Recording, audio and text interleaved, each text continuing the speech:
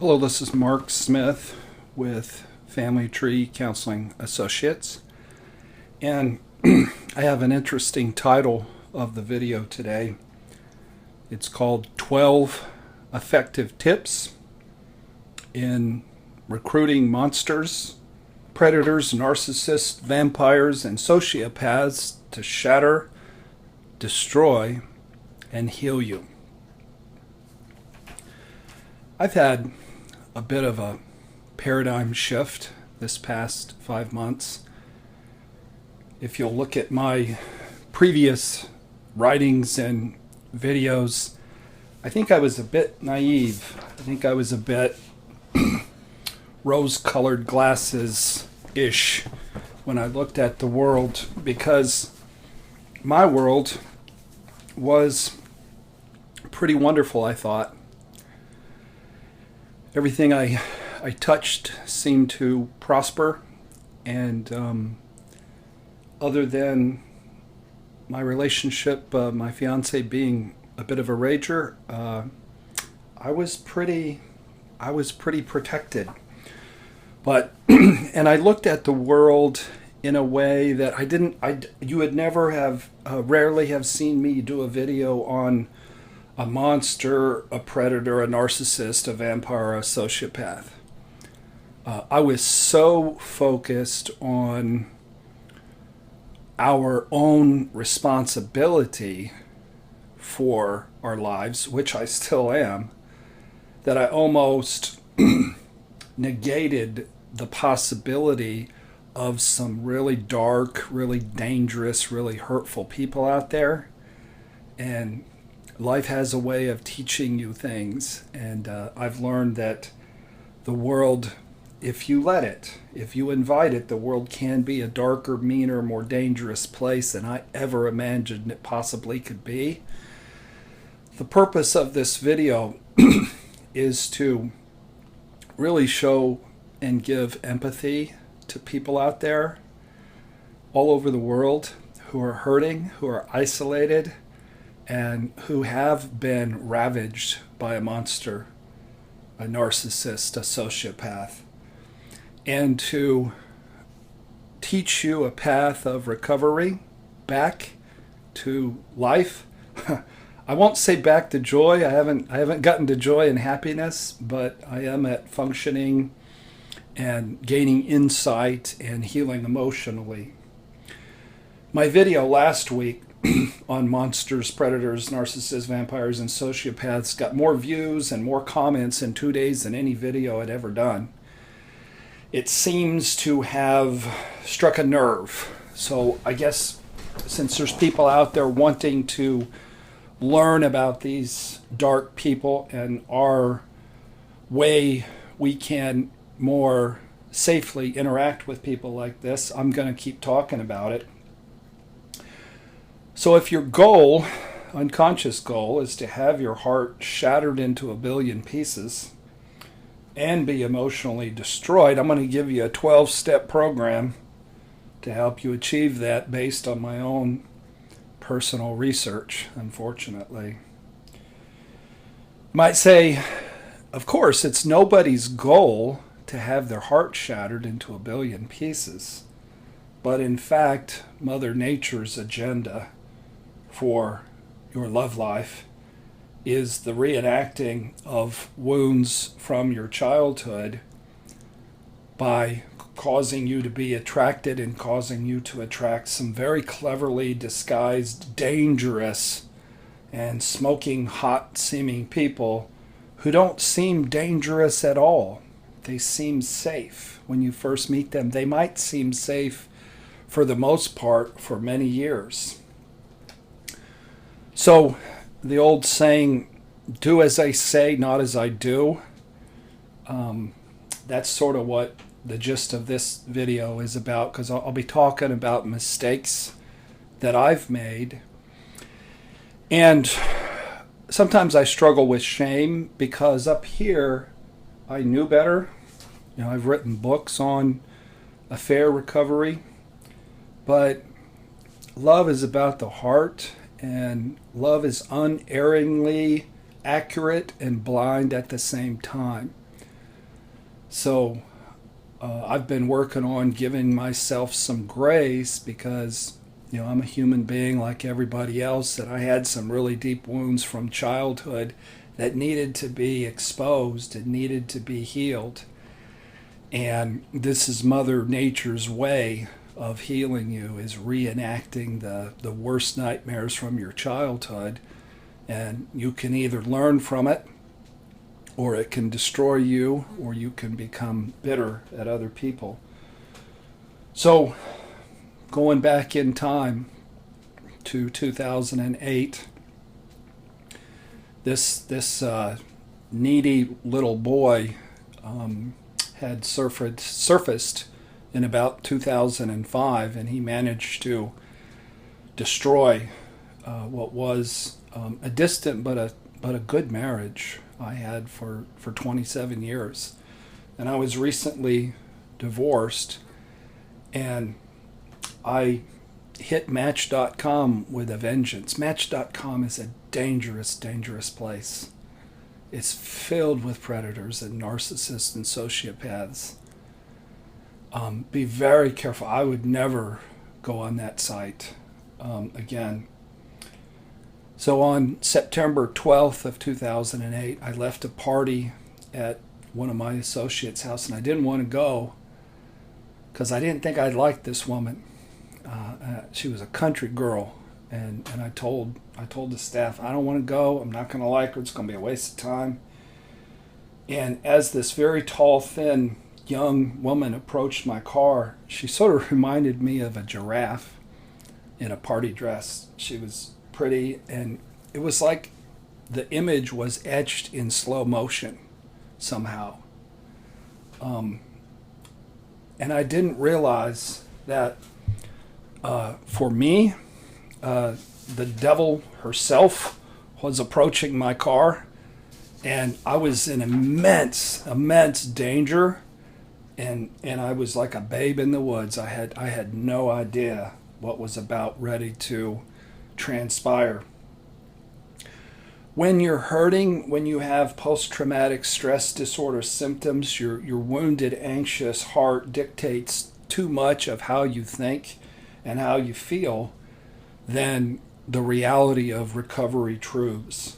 And everybody knows, who's watched my videos or read my stuff, that the big message, the number one message I want everybody to get is there are never, ever, ever victims in relationships. But in my fragile, bruised, shocked, and traumatized condition, it's sort of easy to, for a few minutes, slip into victim mentality and over-focus on the doer of bad deeds rather than on the real issue. The real issue is always the person in the mirror. It's always us who recruits anybody who gets close enough to hurt us. And we recruit them because in our hearts we know who they are and we know what we need in order to heal. When you have a wound, say on your arm, that's bad enough, but if the wound becomes infected, you might be at risk not only to lose your arm, but to die. And victim mentality is basically an infection in your emotional wound. So, this list is tongue-in-cheek. I don't mean to make light of a serious situation. It wasn't really funny as I went through it, but Dave Letterman became famous with his list of 10 things in descending orders, and I'm going to share 12 things not to do. Warning signs, red flags. Don't do what I did. Do what I'm telling you here, because what I did will get you demolished. So, number 12, jump into relationships too quickly because it's too painful to be alone.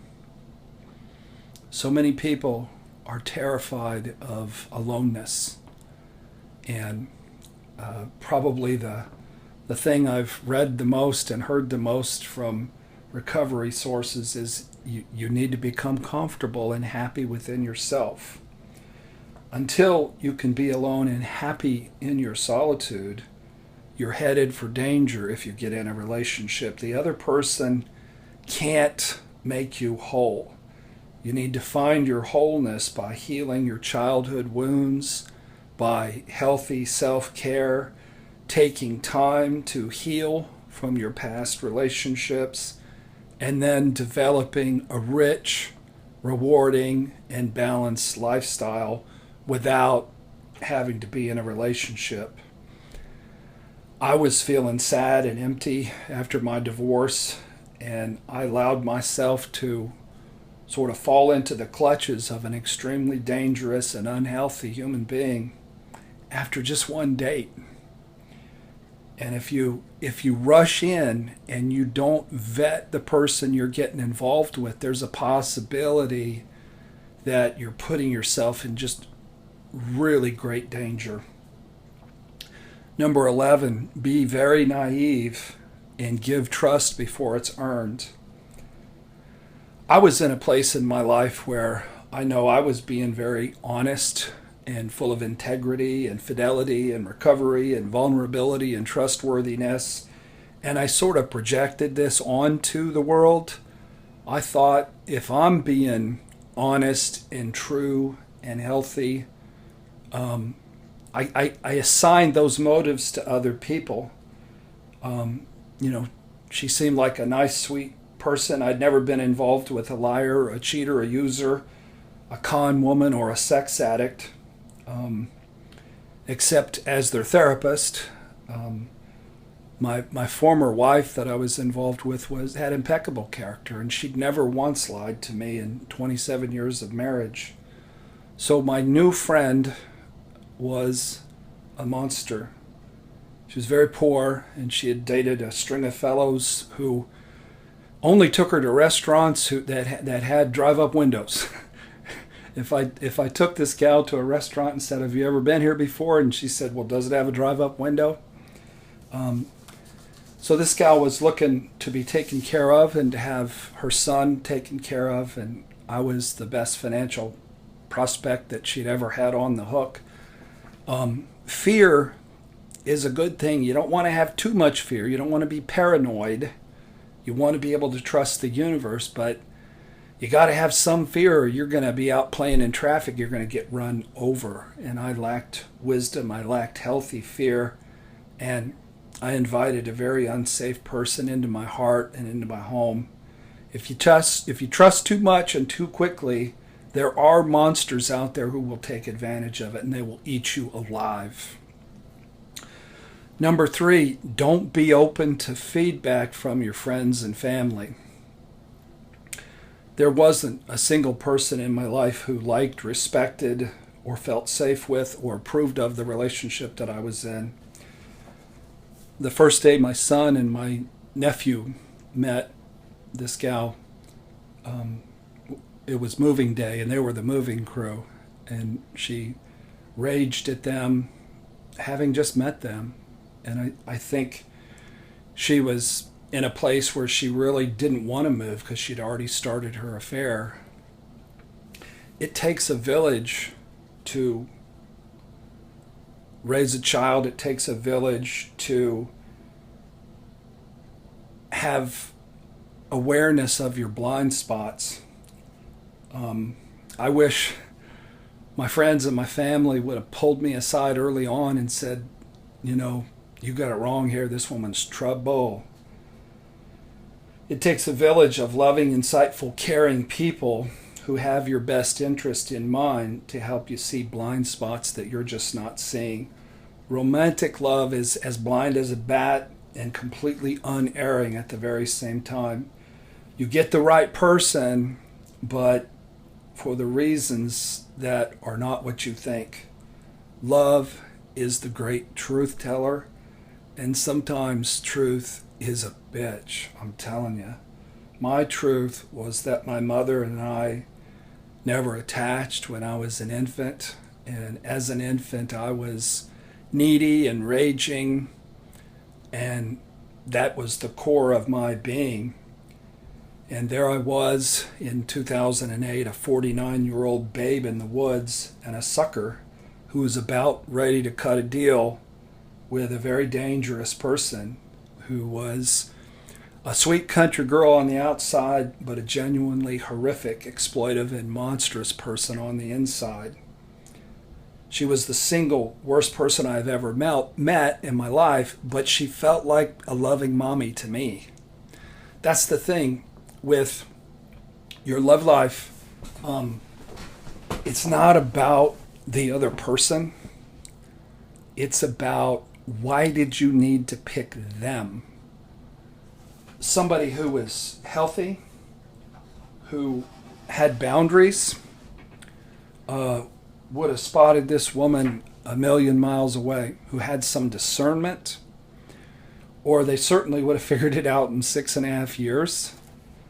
But when you're driven by your wounded little kid, a sociopath doesn't look like a sociopath. They look like your mommy or daddy. And you hunger to be loved by them. And that is the thing that gives them the control and the power over you. Number 9, choose your new partner with your voraciously needy, wounded inner child. This certainly will get you in trouble when you don't use your brain, your eyes, your ears, or common sense. The heart wants what the heart wants. Your radar system will locate the most dangerous and hurtful people available for you. Go with that, and your inner child longs for, and you will certainly get opportunities to heal. I now advocate, and for years I've advocated for a slower brand of dating that includes a lot of discernment, a lot of feedback, a lot of community, and a lot of therapy early on.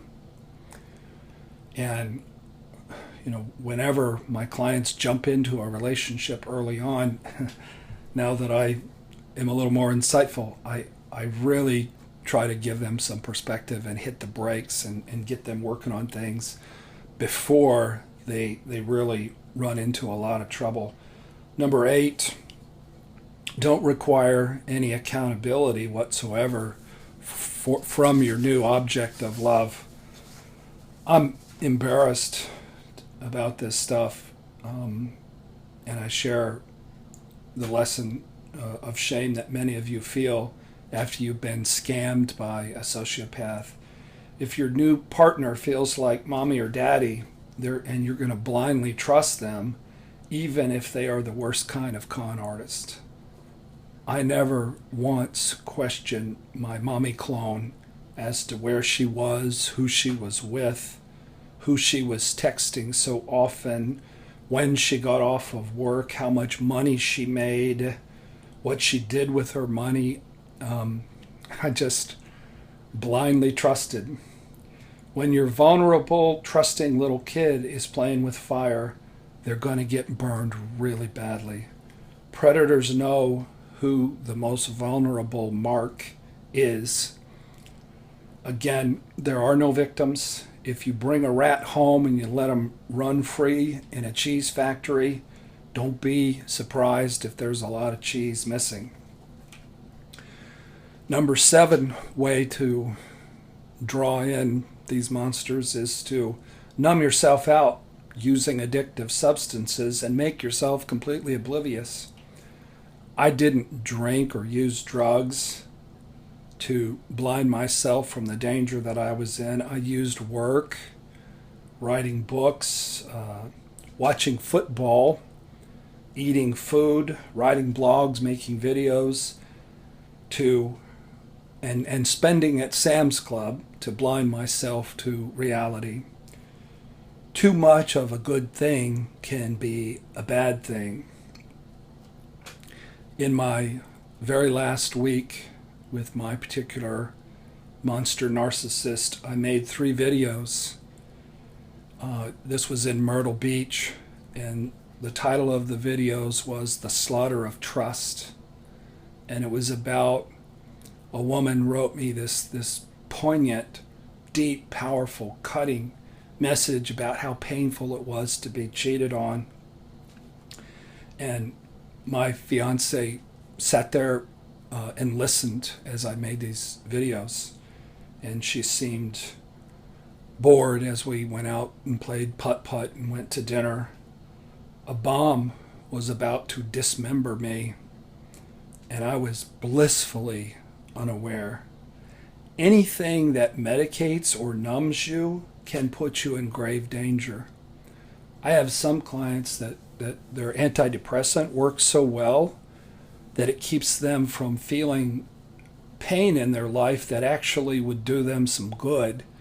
So there are some folks that I really encourage to get off of any kind of antidepressant. If it works so well that it keeps you emotionally numb, it's not a good thing. Anything that medicates you and keeps you from seeing the danger that is coming at you is not a good thing. Fear is meant to make you aware of real and present dangers. If you are disconnected to reality, that will ultimately cause a lot of destruction in your life. And the one responsible for the destruction in your life is not your particular narcissist or sociopath. The one who's responsible for recruiting the monster and then sacrificing themselves on the altar of denial, naivety, childlike innocence, and inexperience is you.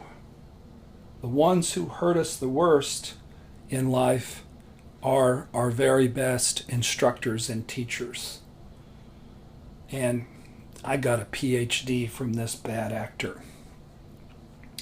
Number 6, repress and ignore that little voice in your spirit that's trying to tap you on the shoulder and let you know there might be a problem.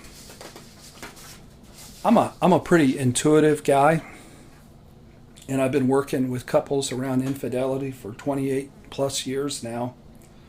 One would think that I might have had a clue. But the mind can only handle what the mind can handle, and I clearly could not have handled the truth about my very horrific situation. Monsters and narcissists are amazingly talented liars. They can make a lie seem like the gospel truth. Number 5, allow yourself to be disrespected.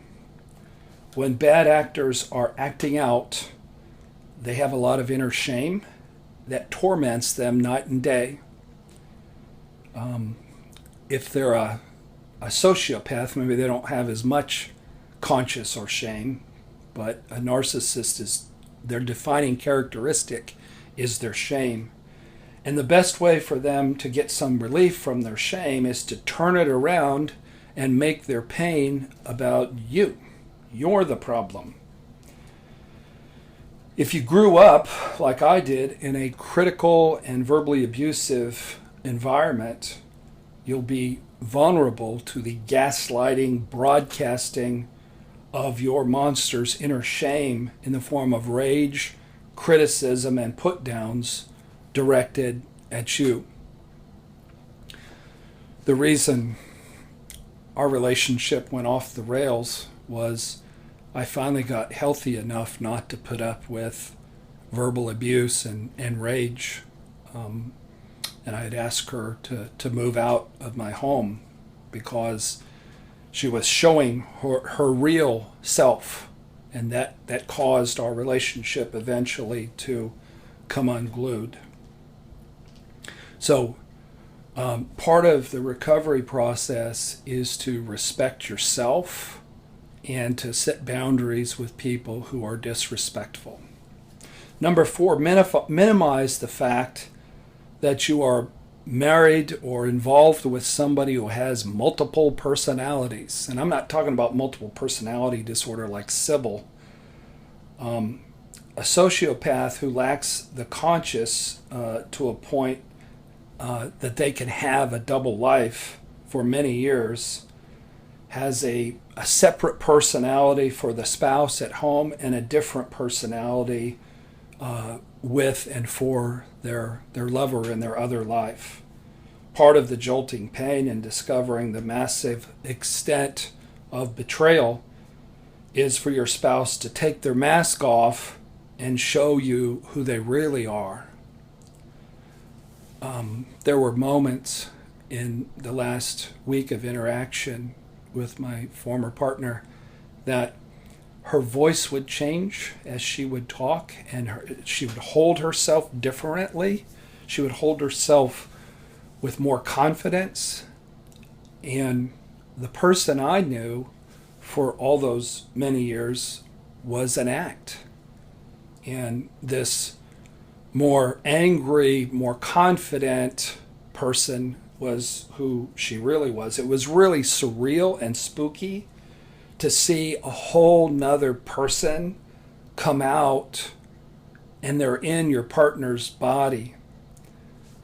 Myself and my partner used to love going to movies where the gist of the movie was there's this apparently nice person who turns out to be the devil. And, single white female, Body Heat, Pacific Heights, movies like that. And I guess I was intrigued with it because that's what I needed to experience. And she was intrigued with it because that's who she was. Number 3, don't be suspicious if your partner is extremely jealous of your friendships with members of the opposite sex. There's a defense mechanism called projection, where the partner who is unfaithful or a sex addict projects onto you that you're going to do what they're doing.